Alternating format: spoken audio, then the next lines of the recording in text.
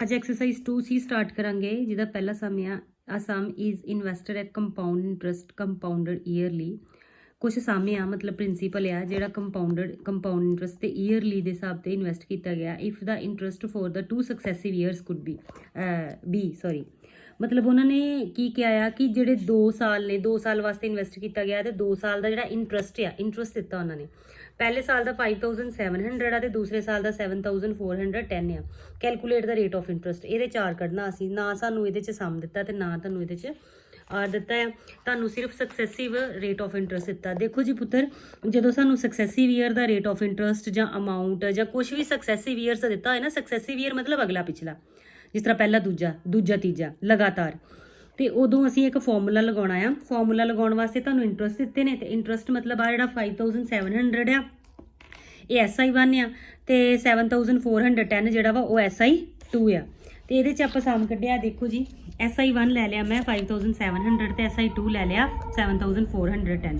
ਇਹਦੇ 'ਚ ਪਹਿਲਾਂ ਆਪਾਂ ਇਹਨਾਂ ਦੋਵਾਂ ਦਾ ਡਿਫਰੈਂਸ ਕੱਢ ਲੈਣਾ ਫਾਰਮੂਲਾ ਲਗਾਉਣ ਵਾਸਤੇ। SI2 ਮਾਈਨਸ SI1 ਦੋਨਾਂ ਨੂੰ ਮਾਈਨਸ ਕਰਕੇ ਆ ਗਿਆ 1710। ਹੁਣ ਇਹਦੇ 'ਚ ਫਾਰਮੂਲਾ ਲਗਾਵਾਂਗੇ ਆਰ ਰੇਟ ਆਫ ਇੰਟਰਸਟ ਕੱਢਣ ਦਾ। ਜਿੱਥੇ ਵੀ ਰੇਟ ਆਫ ਇੰਟਰਸਟ ਕੱਢਣਾ ਹੈ ਉੱਥੇ ਇਹ ਫਾਰਮੂਲਾ ਲੱਗਣਾ ਆ। ਅਗਰ ਤੁਹਾਨੂੰ 2 ਸਕਸੈਸਿਵ ਈਅਰਸ ਦਾ ਇੰਟਰਸਟ ਦਿੱਤਾ ਹੋਏ ਜਾਂ ਅਮਾਊਂਟ ਦਿੱਤਾ ਹੋਵੇ ਤਾਂ ਫਾਰਮੂਲਾ ਸੇਮ ਹੀ ਲੱਗਣਾ ਆ। 100 ਮਲਟੀਪਲਾਈ ਆਈ ਦਾ ਮਤਲਬ ਆ ਜਿਹੜਾ ਇੰਟਰਸਟ ਅਸੀਂ ਮਾਈਨਸ ਕਰਕੇ ਕੱਢਿਆ ਆ, ਮਲਟੀਪਲਾਈ ਪੀ। ਆ ਜਿਹੜਾ ਪੀ ਹੈ ਨਾ, ਇਹ ਫਰਸਟ ਈਅਰ ਦੀ ਵੈਲਿਊ ਲੈਣੀ, ਪਹਿਲੀ ਵੈਲਿਊ ਲੈਣੀ, ਮਤਲਬ ਛੋਟੀ ਵੈਲਿਊ ਲੈਣੀ। ਚਾਹੇ ਉਹ ਇੰਟਰਸਟ ਦਿੱਤਾ ਤਾਂ ਇੰਟਰਸਟ ਲੈਣਾ ਆ, ਜੇ ਅਮਾਊਂਟ ਦਿੱਤਾ ਤੇ ਅਮਾਊਂਟ ਲੈਣਾ। ਮਲਟੀਪਲਾਈ ਟੀ ਇਹਦੇ 'ਚ ਆਲਵੇਜ਼ 1। ਆਪਾਂ ਭਰਿਆ 100 ਮਲਟੀਪਲਾਈ ਆਈ ਕਿੰਨਾ ਆਇਆ ਸਾਡਾ 1710 ਮਲਟੀਪਲਾਈ ਪ੍ਰੀਵੀਅਸ ਈਅਰ ਦਾ, ਪ੍ਰੋਸੀਡਿੰਗ ਈਅਰ ਪਿਛਲੇ ਸਾਲ ਦਾ ਸਾਡਾ ਇੰਟਰਸਟ ਕਿੰਨਾ ਹੈ 5700 ਮਲਟੀਪਲਾਈ 1 ਕੈਲਕੂਲੇਟ ਕਰਕੇ ਆ ਗਿਆ ਸਾਡਾ 30%, ਮਤਲਬ ਸਾਡਾ ਇੰਟਰਸਟ ਕਿੰਨਾ ਆ ਗਿਆ 30%। ਨੈਕਸਟ ਸਮ ਜਿਹੜਾ ਵਾ ਸੈਕਿੰਡ ਸੇਮ ਟੂ ਸੇਮ ਆ, ਬਸ ਹਾਫ ਈਅਰਲੀ ਆ। ਹਾਫ ਈਅਰਲੀ ਦੇ ਵਿੱਚ ਅਸੀਂ ਕੀ ਕਰਨਾ ਆ, ਜਿਹੜਾ ਟਾਈਮ ਆ ਉਹਨੂੰ ਤੁਸੀਂ ਕੀ ਪੁੱਟ ਕਰਨਾ ਆ 1/2।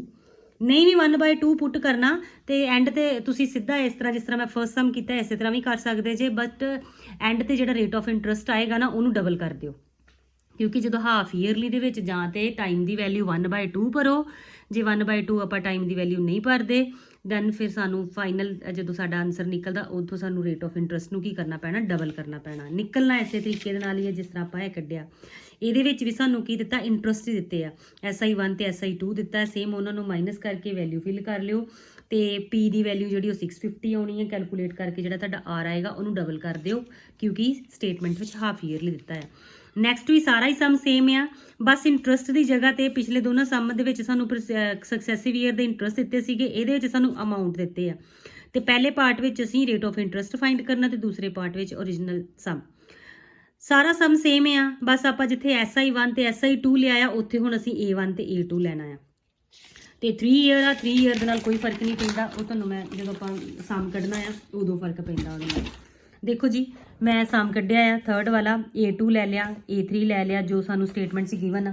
A2 ਤੇ A3 ਕਿਉਂ ਲਿਆ ਆ, ਕਿਉਂਕਿ ਉਹਨਾਂ ਸਟੇਟਮੈਂਟ 'ਚ ਕਿਹਾ ਆ a certain sum amount to rupees 5292 in 2 years, ਮਤਲਬ ਦੂਸਰੇ ਸਾਲ ਦੇ ਵਿੱਚ ਉਹ 5292 ਬਣਦਾ ਆ ਤੇ ਇਸ ਕਰਕੇ ਆਪਾਂ ਉੱਥੇ A2 ਲੈਣਾ ਆ, ਠੀਕ ਹੈ। ਤੇ ਤੀਸਰੇ ਸਾਲ ਦੇ ਵਿੱਚ 5556.60 ਰੁਪੀਸ ਬਣਦਾ ਤੇ ਉੱਥੇ ਅਸੀਂ A3 ਲੈਣਾ। ਸੇਮ ਉਸੇ ਤਰ੍ਹਾਂ ਇੰਟਰਸਟ ਕੱਢਣ ਵਾਸਤੇ ਅਸੀਂ ਕੀ ਕੀਤਾ ਆ, ਇੱਥੇ ਲਿਖਣਾ ਸੀਗਾ A3 ਮਾਈਨਸ A2 ਤੇ ਦੋਨਾਂ ਨੂੰ ਮਾਈਨਸ ਕਰਕੇ ਆ ਗਿਆ 264.6। ਆਰ ਦੀ ਵੈਲਿਊ ਉਹੀ ਆਈ ਮਲਟੀਪਲਾਈ 100/P ਮਲਟੀਪਲਾਈ T। ਆਈ ਦੀ ਵੈਲਿਊ ਫਿਲ ਕੀਤੀ ਤੇ A2 ਫਿਲ ਕਰਨਾ ਇੱਥੇ P, ਮਤਲਬ ਪਿਛਲੇ ਸਾਲ ਦਾ ਜਿਹੜੀ ਛੋਟੀ ਚੀਜ਼ ਆ ਉਹ ਅਸੀਂ ਫਿਲ ਕਰਨੀ। ਕੈਲਕੂਲੇਟ ਕਰਕੇ ਆ ਗਿਆ ਸਾਡਾ ਆਰ ਦੀ ਵੈਲਿਊ 5%। ਹੁਣ ਇਹਦੇ ਵਿੱਚ ਆਰ ਦੀ ਵੈਲਿਊ 5%, ਅੱਗੇ ਜਿਹੜਾ ਅਸੀਂ ਅਮਾਊਂਟ ਪ੍ਰਿੰਸੀਪਲ ਕੱਢਿਆ ਵਾ ਤੇ ਪ੍ਰਿੰਸੀਪਲ ਅਸੀਂ ਵਿਦ ਯੂਜ਼ਿੰਗ ਫਾਰਮੂਲਾ। ਹੁਣ ਤੱਕ ਅਸੀਂ ਸਾਰੇ ਸਮ ਜਿਹੜੇ ਵਿਦਆਊਟ ਯੂਜ਼ਿੰਗ ਫਾਰਮੂਲਾ ਕਰਦੇ ਆਏ ਆ, ਬਟ ਇਹਦੇ ਵਿੱਚ ਅਸੀਂ ਪ੍ਰਿੰਸੀਪਲ ਵਿਦ ਯੂਜ਼ਿੰਗ ਫਾਰਮੂਲਾ ਕੱਢ ਲਿਆ ਆ। ਪ੍ਰਿੰਸੀਪਲ ਅਮਾਊਂਟ ਦਾ ਫਾਰਮੂਲਾ ਹੁੰਦਾ ਆ ਜਦੋਂ ਕੰਪਾਊਂਡ ਇੰਟਰਸਟ ਕੱਢਣਾ ਹੋਏ, ਕੰਪਾਊਂਡ ਇੰਟਰਸਟ ਵਾਸਤੇ ਹੈ formula A is equal to P bracket 'ਚ 1 + R/100 ਰੇਸਟ ਪਰ n ਮਤਲਬ ਟਾਈਮ। ਇਹ ਸਾਰੇ ਸਮ ਅਸੀਂ ਵਿਦਆਊਟ ਯੂਜ਼ਿੰਗ ਫਾਰਮੂਲਾ ਤਾਂ ਕੀਤੇ ਸੀਗੇ ਕਿਉਂਕਿ ਇਹ ਐਕਸਰਸਾਈਜ਼ ਹੀ ਵਿਦਆਊਟ ਯੂਜ਼ਿੰਗ ਫਾਰਮੂਲਾ ਸੀ। ਨੈਕਸਟ ਐਕਸਰਸਾਈਜ਼ ਦੇ ਵਿੱਚ ਇਹ ਵਾਲਾ ਫਾਰਮੂਲਾ ਲਾ ਕੇ ਕੰਪਾਊਂਡ ਇੰਟਰਸਟ ਸੋਲਵ ਹੋਏਗਾ, ਬਟ ਇਸ ਐਕਸਰਸਾਈਜ਼ 'ਚ ਨਹੀਂ ਤੁਸੀਂ ਲਾਉਣਾ, ਇਸ ਚੈਪਟਰ 'ਚ ਨਹੀਂ ਲਾਉਣਾ। ਅਮਾਊਂਟ ਇਹ ਅਸੀਂ ਜਦੋਂ ਆਪਾਂ ਅਮਾਊਂਟ ਸਾਨੂੰ ਕਿਹੜੇ ਸਾਲ ਦਾ ਦਿੱਤਾ ਆ, ਦੂਸਰੇ ਸਾਲ ਦਾ, ਸੈਕਿੰਡ ਈਅਰ ਦਾ ਦਿੱਤਾ ਆ, ਤੇ ਇਸ ਕਰਕੇ ਅਸੀਂ ਆਰ ਦੀ n ਦੀ ਵੈਲਿਊ ਕੀ ਫਿਲ ਕਰਨੀ ਆ 2, ठीक है, ਜਿਹੜੇ ਸਾਲ ਦਾ ਅਮਾਉਂਟ ਆ ਉਨੀ ਹੀ ਟਾਈਮ ਦੀ ਵੈਲਿਊ ਹੋਣੀ ਚਾਹੀਦੀ ਤੇ ਉਹਨੂੰ ਅਸੀਂ ਸੋਲਵ ਕੀਤਾ, ਅੰਦਰ ਆ ਗਿਆ ਸਾਡੇ ਕੋਲ ਕਟਿੰਗ ਕਰਕੇ ਆ ਸਾਰਾ ਤੁਹਾਡੇ ਸਾਹਮਣੇ ਸੋਲਵ ਕੀਤਾ, ਤੁਹਾਨੂੰ ਪਤਾ ਲੱਗ ਹੀ ਜਾਣਾ ਹੈ। ਆ ਡਿਨੋਮੀਨੇਟਰ ਸੇਮ ਕਰਕੇ ਉੱਤੇ ਇੱਥੇ 20 ਤੇ 20 ਚ 1 ਪਲੱਸ ਕੀਤਾ 21/20 ਆ 21/20 ਦੂਸਰੀ ਸਾਈਡ ਤੇ ਜਾ ਕੇ ਨੀਚੇ ਵਾਲਾ ਉੱਪਰ ਚਲਾ ਗਿਆ, ਪਾਵਰ 2 ਹੈ ਤੇ ਇਸ ਕਰਕੇ 2 ਟਾਈਮਸ ਮਲਟੀਪਲਾਈ ਹੋ ਗਿਆ ਤੇ 21 ਨੀਚੇ ਆ ਗਿਆ, ਕੈਲਕੂਲੇਟ ਕਰਕੇ ਆ ਗਿਆ ਸਾਡਾ 4800। ਠੀਕ ਹੈ ਜੀ। ਇਸੇ ਤਰ੍ਹਾਂ ਹੁਣ ਸਮ ਨੰਬਰ 4 ਆ, ਉਹਨਾਂ ਨੇ ਕਿਹਾ compound interest calculated yearly on the certain sum of money for second year is. ਹੁਣ ਕੰਪਾਊਂਡ ਇੰਟਰਸਟ ਤੁਹਾਨੂੰ ਦਿੱਤਾ ਆ, ਸੈਕਿੰਡ ਈਅਰ ਵਾਸਤੇ ਤੁਹਾਨੂੰ ਕੰਪਾਊਂਡ ਇੰਟਰਸਟ ਦਿੱਤਾ ਵਾ 1089 ਤੇ ਥਰਡ ਈਅਰ ਵਾਸਤੇ ਤੁਹਾਨੂੰ ਦਿੱਤਾ ਵਾ 1197.90। ਇਹਦੇ ਚ ਵੀ ਆਪਾਂ ਆਰ ਤੇ ਫਾਈਂਡ ਆਊਟ ਕਰਨਾ ਆ ਸਮ। ਸੇਮ ਉਸੇ ਤਰ੍ਹਾਂ ਹੀ ਇਹਦੇ ਚ ਇੰਟਰਸਟ ਦਿੱਤੇ ਨੇ ਤੇ ਆਪਾਂ ਇਹਦੇ ਚ ਸੈਕਿੰਡ ਈਅਰ ਤੇ ਥਰਡ ਈਅਰ ਦੇ ਇੰਟਰਸਟ ਦਿੱਤੇ ਆ ਤੇ ਅਸੀਂ ਇਹਨੂੰ SI2 ਤੇ SI3 ਲੈ ਲੈਣਾ। ਦੇਖ ਲਓ ਫਾਰਮੂਲਾ ਉਹੀ ਲਾਇਆ ਆਰ ਕੱਢਣ ਦਾ, ਸਾਰਾ ਤੁਹਾਨੂੰ ਪਤਾ ਲੱਗ ਜਾਣਾ ਦੇਖ ਕੇ। ਪਹਿਲਾਂ ਇੰਟਰਸਟ ਕੱਢਿਆ ਮਾਈਨਸ ਕਰਕੇ, ਫਿਰ ਆਰ ਦੀ ਫਾਰਮੂਲਾ ਲਗਾਇਆ, ਵੈਲਿਊ ਕੱਢ ਕੇ ਤੇ ਕੈਲਕੂਲੇਟ ਕਰਕੇ ਆ ਗਿਆ 10%। ਹੁਣ ਅਸੀਂ ਸਮ ਵੀ ਕੱਢਣਾ ਆ, ਸਮ ਅਸੀਂ ਲੈ ਲਿਆ x, ਆਰ ਦੀ ਵੈਲਿਊ ਸਾਡੇ ਕੋਲ ਆ ਚੁੱਕੀ ਹੈ 10%, ਸਮ ਅਸੀਂ ਲੈ ਲਿਆ x। ਅਸੀਂ ਕੀ ਕਰਨਾ, ਸਾਨੂੰ ਇਹ ਕਿੰਨੇ ਸਾਲ ਦਾ ਕਿਹਾ ਆ, 3 ਸਾਲ ਦਾ ਕਿਹਾ ਆ। ਪਹਿਲੇ ਸੈਕਿੰਡ ਈਅਰ ਦੇ ਵਿੱਚ 1089 ਇੰਟਰਸਟ ਆ ਤੇ ਥਰਡ ਈਅਰ ਦੇ ਵਿੱਚ 1197.90 ਹੈ। ਠੀਕ ਹੈ, ਤੇ ਇਸ ਕਰਕੇ ਅਸੀਂ 3 ਵਾਰੀ ਸੋਲਵ ਕਰਾਂਗੇ। ਅਸੀਂ 3 ਵਾਰੀ ਨਹੀਂ ਵੀ ਸੋਲਵ ਕਰਨਾ ਤਾਂ ਵੀ ਨਿਕਲ ਆਏਗਾ। ਇਹ ਆ ਜਾਏਗਾ ਤੁਹਾਡਾ ਪਹਿਲੀ ਵਾਰੀ, ਦੂਸਰੀ ਵਾਰੀ 'ਚ ਹੀ ਸੋਲਵ ਕਰਕੇ ਆ ਜਾਏਗਾ, ਕਿਉਂਕਿ ਦੂਸਰੇ ਸਾਲ ਦਾ ਸਾਨੂੰ ਇੰਟਰਸਟ ਦਿੱਤਾ ਨਾ, ਤੇ ਦੂਸਰੇ ਸਾਲ ਦਾ ਇੰਟਰਸਟ ਅਸੀਂ ਕੱਢ ਕੇ ਤੇ ਇਹ ਵਾਲੇ ਗਿਵਨ ਇੰਟਰਸਟ ਦੇ ਇਕੁਅਲ ਕਰ ਦਾਂਗੇ।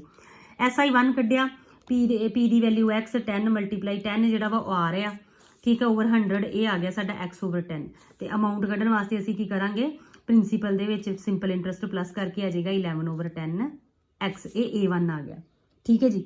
ਹੁਣ ਉਸ ਤੋਂ ਬਾਅਦ ਚੋਂ ਅਸੀਂ SI2 ਕੱਢਾਂਗੇ, SI2 ਦੇ ਵਿੱਚ ਪ੍ਰਿੰਸੀਪਲ ਜਿਹੜਾ ਵਾ ਉਹ ਆ ਜਾਏਗਾ 11x over 10 multiply 10 multiply 1 over 100, ਇਹਨੂੰ ਸੋਲਵ ਕਰਕੇ ਆ ਜਾਏਗਾ 11x ਓਵਰ 100। ਇਹ ਹੁਣ ਸਾਡਾ ਕੀ ਆ, SI2 ਆ, SI2 ਆ। ਤੇ ਤੁਸੀਂ ਸਟੇਟਮੈਂਟ 'ਚ ਦੇਖੋਗੇ ਤੇ ਸਾਨੂੰ ਸਟੇਟਮੈਂਟ ਦੇ ਵਿੱਚ ਵੀ ਕੀ ਗਿਵਨ ਆ, SI2 ਗਿਵਨ ਆ। ਇਹ SI2 ਸਟੇਟਮੈਂਟ ਦਾ ਗਿਵਨ ਆ ਤੇ ਇਹ SI2 ਅਸੀਂ ਕੱਢਿਆ ਆ, ਤੇ ਦੋਨੋਂ SI2 ਅਸੀਂ ਇਕੁਅਲ ਕਰ ਸਕਦੇ ਆ। ਆ ਸਾਡੇ ਕੋਲ ਅਸੀਂ ਕੈਲਕੂਲੇਟ ਕੀਤਾ ਤੇ ਆ ਸਾਨੂੰ ਗਿਵਨ ਆ, ਤੇ ਇੱਥੋਂ ਅਸੀਂ ਕੀ ਕੀਤਾ, ਜਦੋਂ ਨੂੰ ਕ੍ਰੋਸ ਮਲਟੀਪਲਾਈ ਕਰਾਂਗੇ ਤੇ ਸਾਡੇ ਕੋਲ x ਦੀ ਵੈਲਿਊ ਆ ਜਾਏਗੀ 9900, ਜਿਹੜਾ ਕੀ ਹੈ ਸਾਡਾ ਪ੍ਰਿੰਸੀਪਲ। ਠੀਕ ਹੈ ਜੀ। ਉਸ ਤੋਂ ਬਾਅਦ ਚ ਸਮ ਨੰਬਰ 5 ਆ ਗਿਆ ਆ। 5 ਸਮ ਨੰਬਰ ਕਿਸ ਤਰ੍ਹਾਂ ਆ, ਉਹਨਾਂ ਨੇ ਕਿਹਾ ਆ ਕਿ Mohit invest ₹8,000 for 3 year at a certain rate of interest compounded annually. Mohit ਨੇ 8,000 3 ਸਾਲ ਵਾਸਤੇ rate of compounded annually invest ਕੀਤੇ ਆ, ਤੇ ਐਂਡ ਆਫ ਦਾ 1 ਈਅਰ, ਪਹਿਲੇ ਸਾਲ ਦੇ ਐਂਡ ਦੇ ਵਿੱਚ ਉਹਦਾ ਜਿਹੜਾ ਅਮਾਊਂਟ ਆ, ਮਤਲਬ A1 ਆ, ਉਹ ਆ ਹੋ ਗਿਆ ਆ। ਤੇ ਅਸੀਂ ਕੀ ਕਰਨਾ, R। ਇਹਦੇ 'ਚ ਹੁਣ ਸਾਨੂੰ A1 ਦਿੱਤਾ ਹੈ, ਤੁਸੀਂ ਉਹ ਸਿੱਧਾ ਵੀ ਫਾਰਮੂਲਾ ਲਗਾ ਸਕਦੇ ਸੀਗੇ 8,000 ਮਾਈਨਸ 9,400 ਵਾਲਾ, ਬਟ ਉਹ ਨਹੀਂ ਲਗਾਇਆ ਮੈਂ ਦੂਸਰਾ ਲਗਾਇਆ, ਮੈਂ ਸਿੱਧਾ ਕੈਲਕੂਲੇਟ ਕੀਤਾ ਹੈ ਸਮ ਦੇ, ਜਿਸ ਤਰ੍ਹਾਂ ਆਪਾਂ ਸਮ ਕਰਦੇ ਹਾਂ P, T ਤੇ R, ਤੇ A1 ਦਿੱਤਾ ਸਾਨੂੰ। ਫਸਟ ਈਅਰ ਵਾਸਤੇ ਸਿੰਪਲ ਇੰਟਰਸਟ ਕੈਲਕੂਲੇਟ ਕਰ ਲਿਆ, R ਦੀ ਵੈਲਿਊ ਸਾਨੂੰ ਨਹੀਂ ਦਿੱਤੀ ਤੇ R ਦੀ ਜਗ੍ਹਾ ਤੇ ਮੈਂ R ਹੀ ਰਹਿਣ ਦਿੱਤਾ, ਤੇ ਇਹ ਆ ਗਿਆ 80R। ਤੇ ਅਮਾਊਂਟ ਕੱਢਣ ਵਾਸਤੇ ਅਸੀਂ ਕੀ ਕਰਦੇ ਹੁੰਦੇ ਆ, ਪ੍ਰਿੰਸੀਪਲ ਦੇ ਵਿੱਚ ਸਿੰਪਲ ਇੰਟਰਸਟ ਪਲੱਸ ਕਰਦੇ ਆ। ਪ੍ਰਿੰਸੀਪਲ 8,000 ਆ, ਸਿੰਪਲ ਇੰਟਰਸਟ ਜਿਹੜਾ ਵਾ 80R ਆ। ਇਹ ਸਾਡਾ ਕੀ ਆ ਗਿਆ, A1 ਸਾਡਾ ਆਇਆ ਵਾ, ਤੇ ਇੱਥੇ ਉਹਨਾਂ ਨੇ ਜਿਹੜਾ A1 ਦਿੱਤਾ ਹੈ, ਦੋਨਾਂ A1 ਤੇ A1 ਨੂੰ ਇਕੁਅਲ ਕਰਕੇ ਇੱਥੋਂ R ਦੀ ਵੈਲਿਊ ਆ ਜਾਏਗੀ 18%। ਠੀਕ ਹੈ ਜੀ। ਹੁਣ ਤੁਹਾਡੇ ਕੋਲੋਂ R ਆ ਗਿਆ।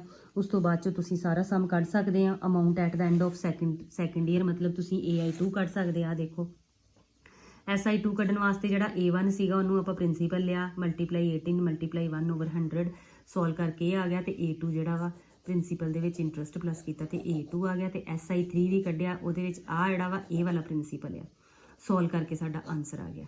ਠੀਕ ਹੈ ਜੀ। ਇਸ ਤੋਂ ਬਾਅਦ ਅਸੀਂ ਕਰਾਂਗੇ 6 ਸਮ। ਉਹਨਾਂ ਨੇ ਕਿਹਾ ਗੀਤਾ ਬੋਰੋਡ ₹15,000 ਫॉर 18 ਮੰਥਸ। ਸਾਰਾ ਸਮ ਸੇਮ ਆ, ਬਸ ਇਹਦੇ 'ਚ ਮੰਥਸ 18 ਦੇ ਦਿੱਤੇ ਆ।